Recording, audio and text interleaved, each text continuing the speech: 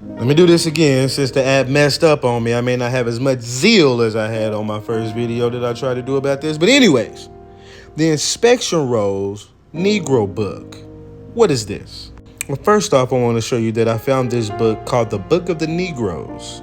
Book of Negroes in the National Archives records from the government. And this happens between 1781 to 1789. That's a very crucial time period because that's about the time period when they try to say that so-called African slaves were mostly brought over between that time.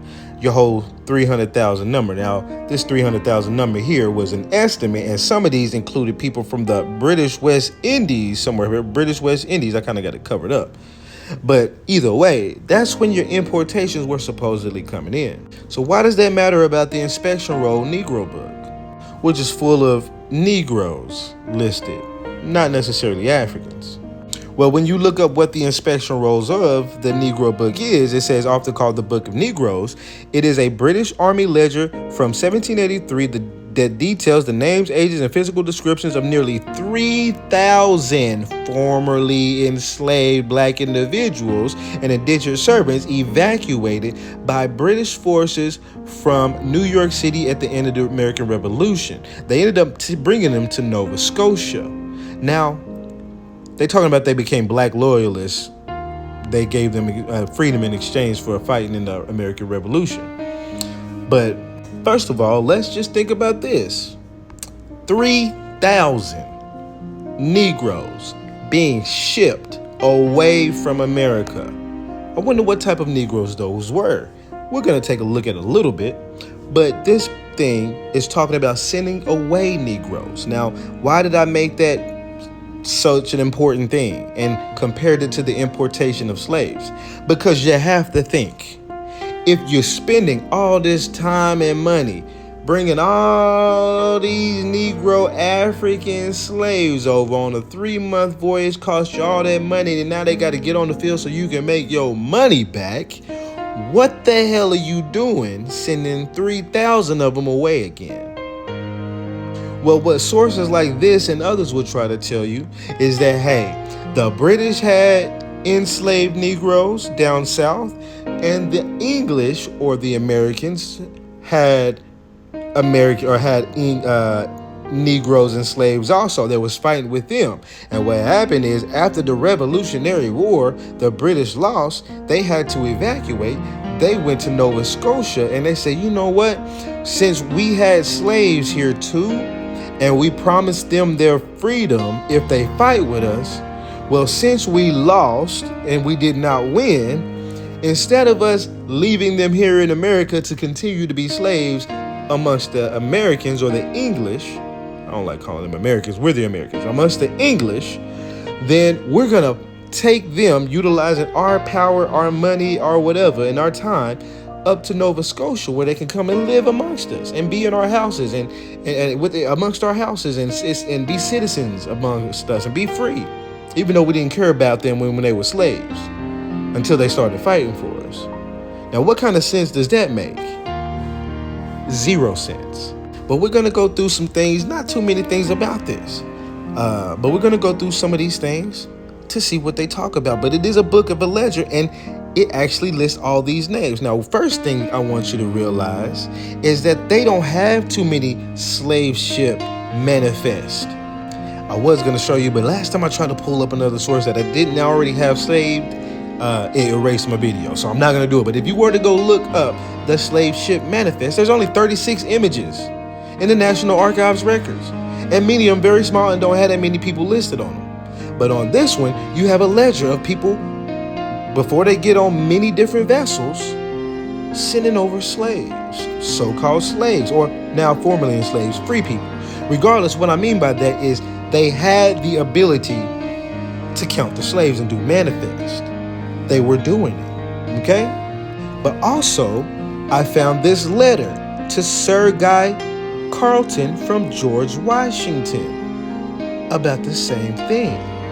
And in this letter, down here, it tells you, basically that British troops and the carrying away of any Negroes on this property and or any Negroes or the property of any American inhabitants, and both being within your control. So they're talking about carrying away Negroes. George fucking Washington, talking about ordering the carrying away of 3,000 Negroes. Even on this page, he says, hey, I was informed to, or surprised to hear you mention that an embarkation had already taken place in which a large number of Negroes had been carried away. A large number of Negroes had been carried away. This is goddamn George Washington. You're first. Talking about the carrying away of Negroes of 3,000 of them. Now, as you go looking in these documents, it gives a big description of all of these people. Most of them the same thing: stout man, stout wench, blah blah blah. But you see this right here, Madagascar. But you don't see that right there and right there and right there, right there, right there, right there. You see that healthy stout wench, healthy young woman, worn out, healthy young woman. How come they don't say Guinea young woman, healthy young Madagascar, blah, blah, blah? Because all those people weren't Africans. And I found this very vaguely throughout here. Madagascar, Guinea, barely found a few sprinkled in there. What that told me, regardless of your whole slave trade crap, is the fact that they knew what an African looked like compared to the people who were not Africans. Now, another thing to take away from this is the line of people. This is the vessels that it took to take the people away. Why is that important? Well, they said that they was carrying 300, 400, 500 people on ships, right? So during this time, if they're evacuating 3,000 Negroes, then they should be using some of the biggest boats to be able to get them out efficiently, right? Well, you see, that's the vessel name right here. Let me get a little closer. Vessel names and their commanders. The Lady Adventure, right? The Grand something something and the captain, right? Well, that boat only had 2 people on board. This boat only had 1, 2, 3, 4, 5, 6, 7, 8, 9, 10, 11, 12, 13, 14 people on board. This boat had 1, 2, 3, 4, 5, 6, 7, 9, 10, 11, 12, 11, somewhere around 14, 15, 16 people on board. This boat, as you can see, most of these boats aren't carrying that many passengers. I found one boat that carried quite a few passengers, but really it was just one whole page. And this whole page made up about 30 some odd passengers at most, maybe 40 something. But it wasn't that many, I can't remember, but I counted each one of those lines. So what am I saying with this? At a time when you all are telling us that people are being just stuffed in the boats, these people are being carried away and evacuated on it's going to take 3,000 of them. And it's probably going to take, at this rate, if I was to count all the vessels, probably took 200 some odd vessels. 100 some odd vessels. I don't know. I didn't read it all. I mean, I didn't go through all the pages, but I went and skimmed through them. It's 93 pages in the first volume, and there's another volume. Well, why did it take so many vessels to take away 3,000 people when you can bring them over in faster? If you could put 300 people on a boat, 10 vessels is all you need to get 3,000. But that's not what it took for the inspection rolls of the Negroes. They had to use many vessels. So as my time runs out, I'm going to leave this letter by George Washington behind my head and explain to you to see if you think this makes sense. George fucking Washington came here, started off trying to bring over Africans.